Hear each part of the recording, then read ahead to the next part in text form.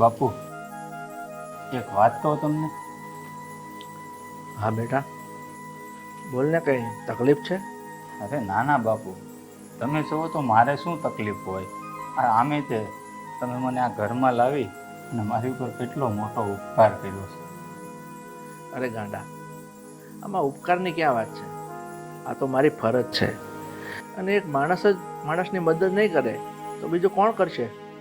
સાચું કહું ને બાપુ, તો આ તમારો સ્વભાવ અને તમારા વિચારો, જો દુનિયામાં બધા જ લોકો આવું કરે ને તો આ દુનિયામાં કોઈ દુઃખી જ ના હોય. તારી વાત ખરી છે બેટા, પણ આ દુનિયામાં આવું વિચારવાવાળા માણસો બહુ ઓછા છે. અને આવું વિચારતા હોય તો વાંધો જ શું છે? પપ્પા, હા બોલ ને બેટા. મારે તમારી સાથે થોડી વાત કરવી છે. હા બોલ, શું કહેવું છે? પપ્પા, મારે છે ને અલગ બિઝનેસ કરવો છે, અને એ બિઝનેસ કરવા માટે મારે પૈસા જોઈએ છે. મને પૈસા આપો. અલગ બિઝનેસ કરવો છે? હવે આટલો મોટો બિઝનેસ તો છે બાપુને. બાપુને ગયા પછી આ બિઝનેસ તમારો રસ્તો છે, તો પછી અલગ બિઝનેસ કરવાની જરૂર શું છે? એ ચૂપ બેસ. હા, તને કોણે કીધું વચ્ચે બોલવાનું? હા, અમારું ફેમિલી મેટર છે અને આમાં તને બોલવાનો કોઈ અધિકાર નથી. એટલે તારી લિમિટ ક્રોસ ના કર. બેટા, એમાં તારે આટલો બધો ગુસ્સો આના પર કરવાની કોઈ જરૂર નથી. એ સાચું જ કહે છે. આ મેં જે બિઝનેસ શરૂ કર્યો છે એ તારે તો સંભાળવાનો છે, અને તું અલગ કરીશ તો આ બિઝનેસ કોણ સંભાળશે? જો પપ્પા, આ બિઝનેસનું જે થવું હોય ને એ થાય, એ મારે નથી જોવાનું. પણ મારે છે ને મારો ખુદનો બિઝનેસ કરવો છે. મારા પગ પર ઊભું થવું છે મારે. એટલા માટે પ્રેમથી કહું છું તમને કે તમે પૈસા આપી દો, મને બિઝનેસ કરવા દો. પણ બેટા, તું એટલો તો વિચાર કર, આ આપણે જે જમાવેલો બિઝનેસ છે એ બધો વેરવિખેર થઈ જશે. એ બધું છે ને પપ્પા, મારે નથી જોવાનું. એકવાર કીધું ને મેં તમને કે મારે મારો બિઝનેસ સેટ કરવો છે, કારણ કે અત્યારે લોકો છે ને બધા મને તમારા નામથી ઓળખે છે, અને મારે માર્કેટમાં મારું નામ બનાવવું છે. સારી વાત છે બેટા કે તું તારા પગ પર ઊભો થવા માંગે છે, અલગ બિઝનેસ શરૂ કરવા માંગે છે. એનાથી હું ખુશ છું, પણ તું હજી નથી જાણતો, આ બિઝનેસ શરૂ કરવો હોય ને એ સહેલી વાત નથી. એના માટે કેટલા પાપડ વણવા પડે છે, એને તને ભાન છે? શેઠ, બાપુ હાસું જ કહે છે, હોય 100% હાચી વાત છે એની. એ છડક છાપ, એકવાર કીધું તને ખબર નથી પડતી કે જ્યારે આ પરિવારનો મામલો હોય ને ત્યારે તારે વચ્ચે નહીં બોલવાનું? કેટલી વાર કહેવાનું તને? હવે જો એક શબ્દ પણ આગળ બોલ્યો છે ને તો તારી જીભ ખેંચી નાખીશ. બેટા, તું આવી જીદ શું કામ કરે છે? માની લે કે હું તને રૂપિયા તો આપી દઉં, પછી તારો બિઝનેસ ન ચાલ્યો તો? જુઓ પપ્પા, સાહસ વગર કોઈ દિવસ સિદ્ધિ નથી મળતી. મને સાહસ તો કરવા દો, આગળ તો વધવા દો. આ તો હજી શરૂઆત જ નથી કરી, ત્યાં તો મારા પગ કાપવાની વાત કરો છો તમે. અને નુકસાન થાય તો ભલે થાય. એકવાર નુકસાન થશે, 2 વાર નુકસાન થશે, પછી તો સફળતા મળશે ને મને. બાકી જે થવું હોય ભલે થાય, પણ મારે મારો બિઝનેસ કરવો છે, કરવો છે ને કરવો જ છે. ઠીક છે બેટા, જો તારી હવે જીદ જ હોય ને તો હું વિચારીને કહીશ. તમારે જેટલું વિચારવું હોય ને એટલું વિચારી લો. તમારી પાસે 1 દિવસ છે.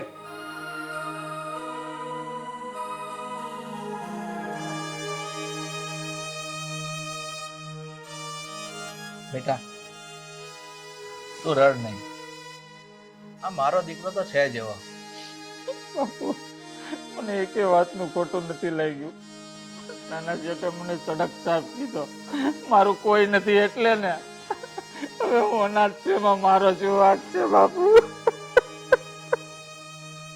બેટા, તું મારી સામે જો અને રડવાનું બંધ કરી.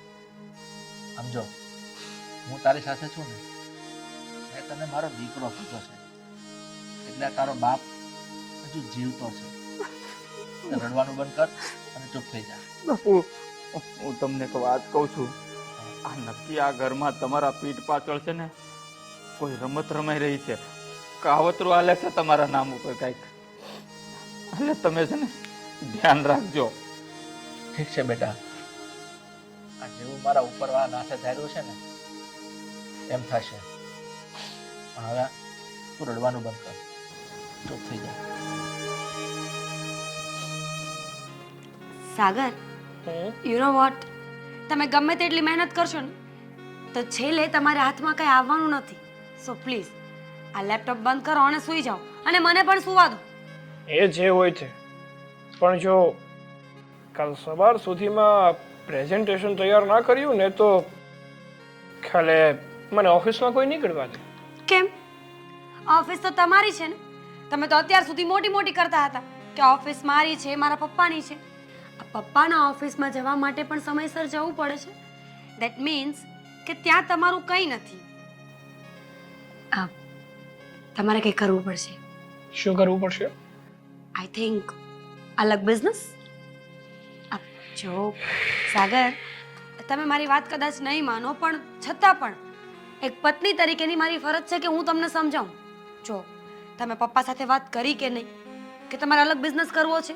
વાત કરો પપ્પાને, નહીં તો પછી આખી જિંદગી આ પ્રેઝન્ટેશનમાં જ રહેશો.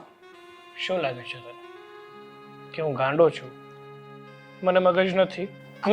મે બી. આઈ મીન નહીં, જરાય નહીં. નો. લિમિટ ક્રોસ ના કર. મેં પપ્પાને વાત કરી હતી હા, કે મારે અલગ બિઝનેસ કરવો છે. તો શું કહ્યું પપ્પાએ? પપ્પાએ ના પાડી દીધી, બીજું કઈ નથી કીધું. ખબર જ હતી કે પપ્પા ક્યારેય હા નહીં પાડે. તો અત્યાર સુધી આ સારા દીકરા બનવાનું નાટક કર્યું છે ને એ હવે બંધ કરી દો. મને એવું લાગે છે કે કદાચ પપ્પા હા પણ પાડી દે, પણ એવું શક્ય નથી. કેમ? હા, પેલો એમનો લાડકો નો કર, ઓલો ગરીબડો. બસ એનું નામ આવે ને મને ગુસ્સો આવે છે. એ પપ્પાનો લાડકો બનીને બેઠો છે, અને જ્યાં સુધી એ છે ને ત્યાં સુધી કઈ ને કઈ તો સળી કર્યા જ કરે. હા, આ મંગળસૂત્રની વાત પણ આપણી બંનેની વચ્ચે જ થઈ હતી ને, તો અહીંયાથી સાંભળીને મમ્મીને કહી દીધું હતું. અને ખબર નહીં, અત્યારે પણ કોઈ આપણી વાત સાંભળતું હોય તો આપણને શું ખબર? એક નંબરનો પેટ મેલો છે. એક પણ વાત એક તો પેટમાં રહેતી નથી, અને બીજી વાત કે ઘરમાં શાંતિથી રહેતો નથી અને બીજાને રહેવા દેતો નથી. ચલો માની લીધું કે રસ્તે રખડતો ભિખારી હતો, એની ઉપર પપ્પાને દયા આવી ગઈ અને આપણા ઘરમાં લઈ આવ્યા. તો શાંતિથી પડ્યો રહેતો હોય તો ખૂણામાં, આ 2 ટકના રોટલા જમી લેતો હોય તો? પણ નહીં. ઓલું કહેવાય ને કે હા, આપણે પાળેલો સાપ હોય ને કે કોઈક દિવસ આપણને જ કરડે. હા, એવું થાય છે અત્યારે. રાઈટ, એ તો થવાનું જ છે. પપ્પા રોટલા ખવડાવે છે, પપ્પા સાચવે છે, પપ્પા પૈસા વાપરવા માટે આપે છે, ને પપ્પાએ તો છત અને ઇજ્જત આપી છે. તો પપ્પાનું તો માનશે ને, પપ્પાને બધી જ વાત કહેશે. પણ મીરા, હમ જો આવું ને આવું થતું રહ્યું ને તો એ દિવસ દૂર નથી કે પપ્પાનો સગો દીકરો હાથમાં કટોરો લઈને ભીખ માંગશે, અને જે ભિખારી હતો ને એ આખી પ્રોપર્ટીનો માલિક બનીને બેસી જશે. It can be possible. કંઈ કરવું પડશે મીરા. અમને હાથ ઉપર હાથ ધરીને નહીં બેસાય. તમે મને છૂટ આપતા હોય ને તો હું એને બતાવી દઉં કે એ આપણા ઘરનો ફક્ત ને ફક્ત નોકર છે, અને નોકરની જગ્યા ઘરના એક ખૂણામાં હોય છે. ઘરના લોકોના દિલમાં ક્યારેય નહીં. સાગર, તમે મને જેવી સમજો છો ને એવી હું બિલકુલ નથી. મને ખબર પડે છે કે કયો કાંટો કેવી રીતે કાઢવો જોઈએ. બસ તમે હા પાડો, પછી હું છું ને એ નોકર છે. પણ એવું તો તું શું કરવાની છે કે હા, આપણી જિંદગીમાં આવેલો હા અજાણ્યો પથ્થર એની હાથે જ ખસી જાય. Just weight and watch. પણ મીરા, જે પણ કર ને એ સમજી વિચારીને કરજે, જેથી કરીને આ કાલનો આવેલો સાપ પણ મરી જાય અને લાકડી પણ ના તૂટે. પ્રેઝન્ટેશન ઓફિસ જવાનું છે સવારે સમયસર. સારું કરી યાદ કરાવ્યું. થેન્ક્સ મી લેટર. હા, ઊંઘ નથી આવતી? સુઈ જાવ.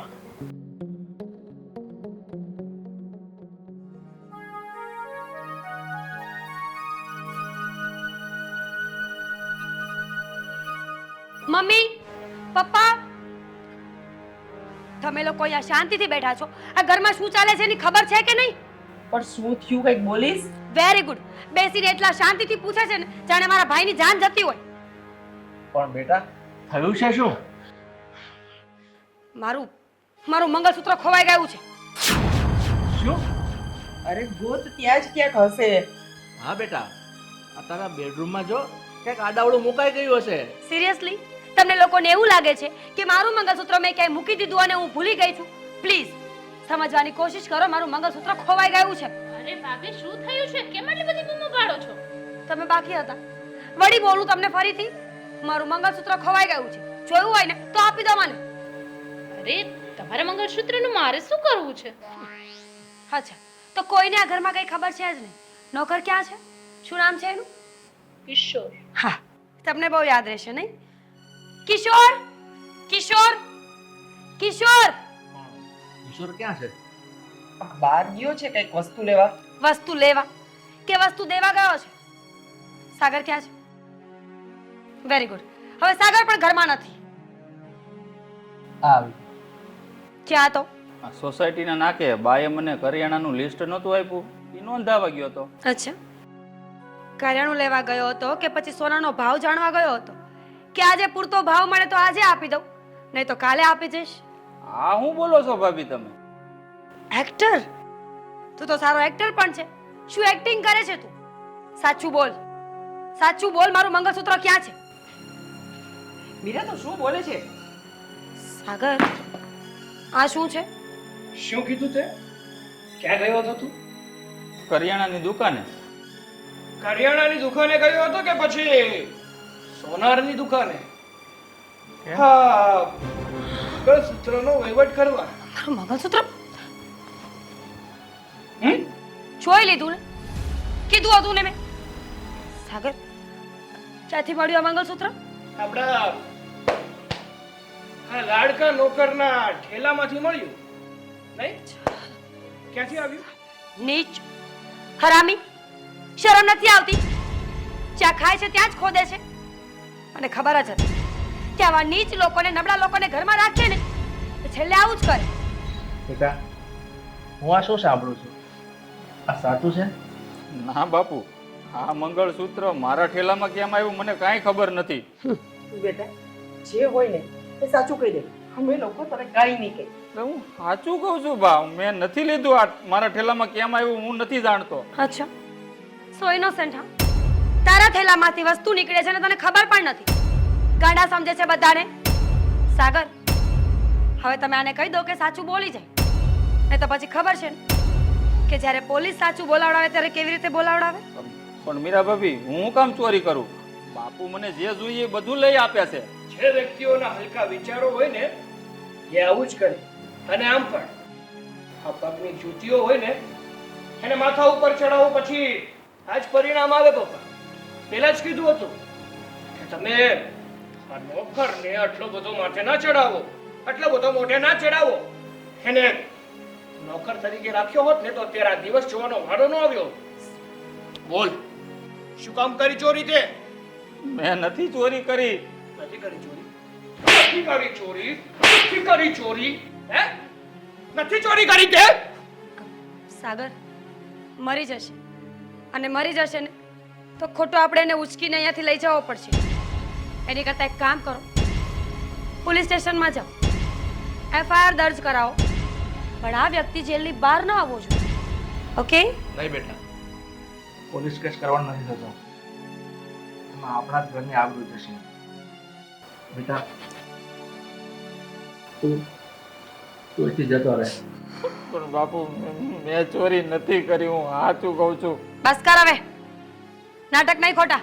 બસ બહુ. બેટા તું જા, પોતાનો થેલો લઈ ના ઘરમાંથી જતો રહે. સાંભળી લીધું ને? ચલો ઉપાડો તમારો બેગ. નીકળો હવે. જાઓ. ટૂડલ્સ. હાશ, સારું થયું કે મંગળસૂત્ર મળી ગયું, નહીં તો આ ઘરમાં અમુક લોકો તો ખુશ થાત.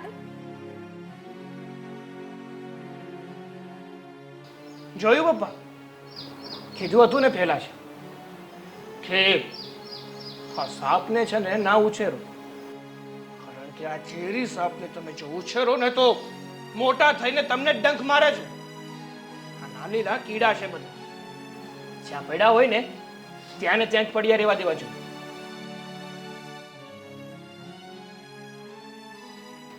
પપ્પા, તમે ચિંતા ના કરશો. જે થયું છે ને તે કંઈક સારા માટે જ થયું હશે. પણ પપ્પા, કિશોર આવું ના કરે. બેટા, તારી વાત ભગવાન કરે સાચી પડે. આ છોકરો બિચારો એકલો છે, અનાથ છે, ઘર બાર વગરનો છે, એ ક્યાં જશે?